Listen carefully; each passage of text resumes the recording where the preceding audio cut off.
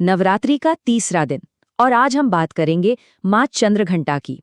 एक ऐसी देवी जिनका स्वरूप अपने आप में ही एक अनोखा संगम है, सौम्यता का भी और वीरता का भी। अब जरा सोचिए, एक ही स्वरूप में इतनी शांत कृपा और उतनी ही भयंकर शक्ति, ये दोनों गुण एक साथ कैसे समा सकते हैं? है ना सोचने वाली बात। चलिए आज इसी गहरे रहस्य को समझने की कोशिश करते हैं।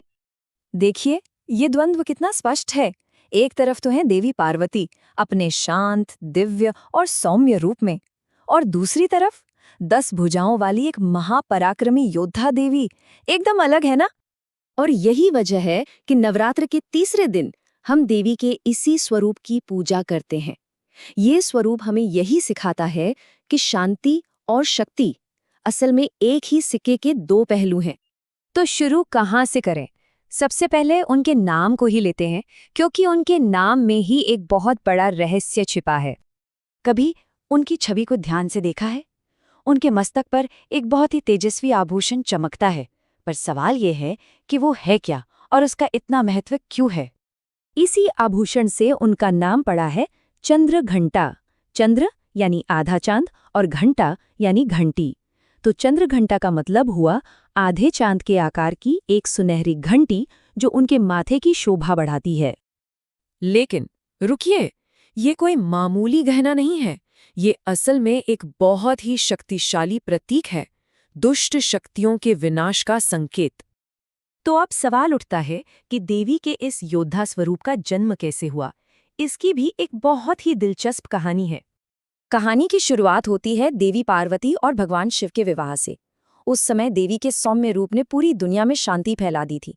लेकिन ये शांति ज्यादा दिन टिक नहीं पाई।